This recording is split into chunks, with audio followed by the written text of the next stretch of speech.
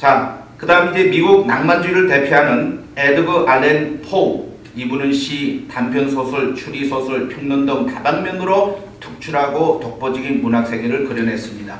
그는 미국뿐만 아니라 세계 문학사의 흐름에 큰 영향을 주었습니다. 포우는 그의 뒤를 이은 인간 10년의 암흑세계에 대한 문학적 철학적 통찰력을 보여주었습니다.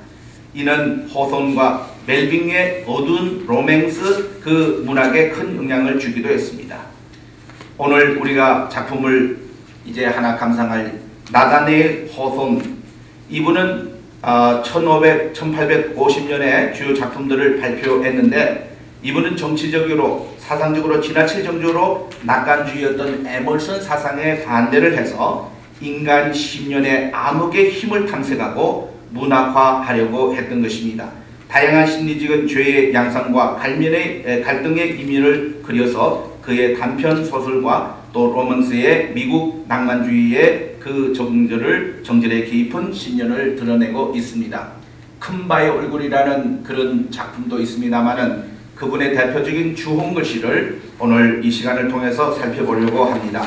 5페이지에 넘어갑니다. 호손의 주홍글씨, 한 여인, 헤스트라는 여인이 한 목회자와 불륜의 관계를 맺었습니다. 그런데 재판부는 이 여인에게만 죄를 지고 이 함께 범죄를 짓던 목회자는 면죄부를 주게 되는 것입니다. 이 헤스트 가슴에는 주홍글씨, 빨간 글씨로 A라고 이렇게 써서 평생 다니게 하는 판결을 내리는 것입니다. 이 헤스트는 자기의 주홍글씨를 이 어달터리, 즉 간음했다라는 그런 어떤 걸로 거리에 나가면 사람들이 비웃고 그 여인을 아주 그렇게 경멸하고 그런 수모를 다 당하면서 이 여인은 불륜의 관계를 맺었던 그 딸을 낳게 됩니다. 그 딸하고 엄마가 참 비참하고 창피한 모습으로 살게 됩니다. 그러나 그를 이제 이 불륜의 관계에 맺었던 목회자에 대해서 일체 그는 비밀을 지켜주고 또한 하지만 이 목회자는 내면의 심한 괴로움과 위선자의 삶으로서 살아가게 되는 것입니다. 그런 관계로 이 여인이 이제 딸과 함께 유럽으로 여행을 가게 됩니다. 유럽에 있을 때도 그는 그 옷을 벗지 않았습니다. 그래서 이 어달추리가 이제는 아메리카, 어떤 미국의 얼굴로 그렇게 A자가 변하기 시작합니다. 이 여인은 참여하는 마음을 가지고 회개에 합당한 열매를 가지고 열심히 그는 살아갑니다. 어려운 이웃을 돕고 정말 열심히 살아갔습니다. 그리고 오랜 후에 자기 고향으로 다시 돌아오게 되죠. 그럴 때 자기를 모르던 신세대 사람들이 이제는 많이 이 마을에 살게 됐습니다. 이 여인은 그저 유럽에서 하는 식으로 열심히 여기에 와서 가난한 사람을 돕고 자선사업며 정말 자기는 참여하는 마음을 가지고 열심히 살아갔습니다. 어느 날 고마가 지나가다가 엄마, 저 아주머니 새겨진 저 A자가 무슨 뜻이지? 이렇게 물었습니다. 그럴 때 나도 잘 모르겠는 걸 저분이 하는 거 보니까 저분은 엔젤이야. 정말 그 천사야. 이렇게 얘기를 하는 것입니다. 한편 이 불륜으로 낳던 이 딸은 자기 생아빠 되는 그 목회자에게 찾아가서 키스를 해줍니다. 용서의 표시입니다. 그리고 그분에게 또 세례를 받습니다. 이럴 때에 이 목회자는 죽어가면서 자기가 수십 년 전에 범했던 죄를 고백하고서 저 헤스터는 아무 잘못도 없음을 하고서는 죽게 되는 것입니다.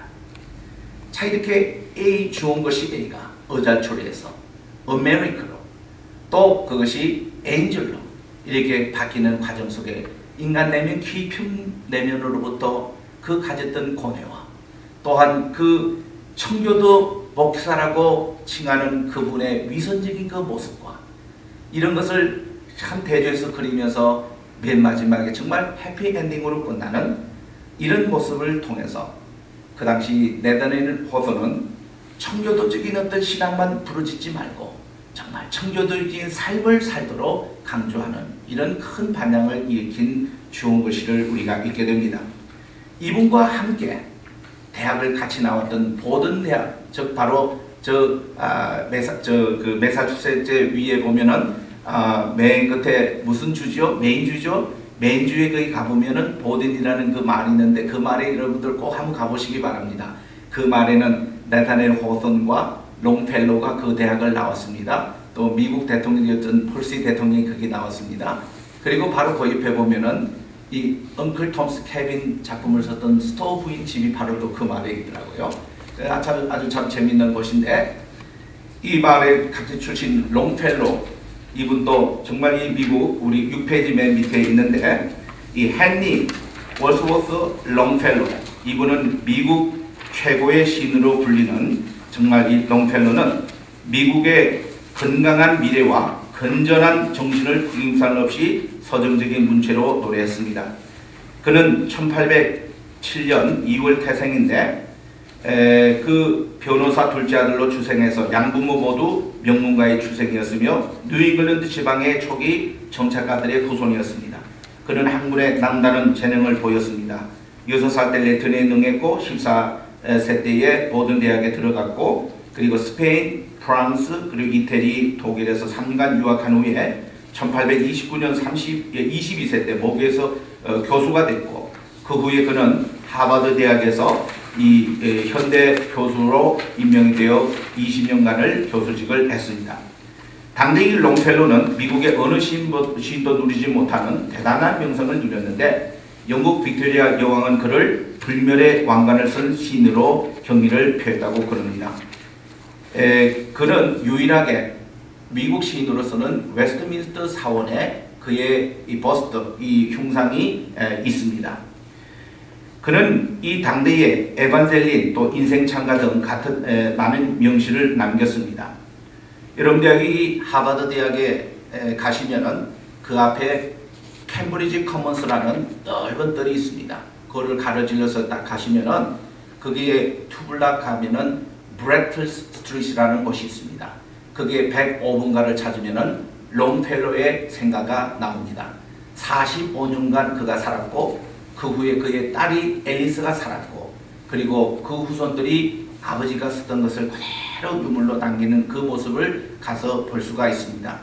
그 집이 왜 이렇게 참 많은 것을 가르쳐 주는가 하면은 롱펠로는 자기 첫 부인과 살다가 아기 없이 부인이 오랫동안 그 병고 끝에 사별을 하고 맙니다.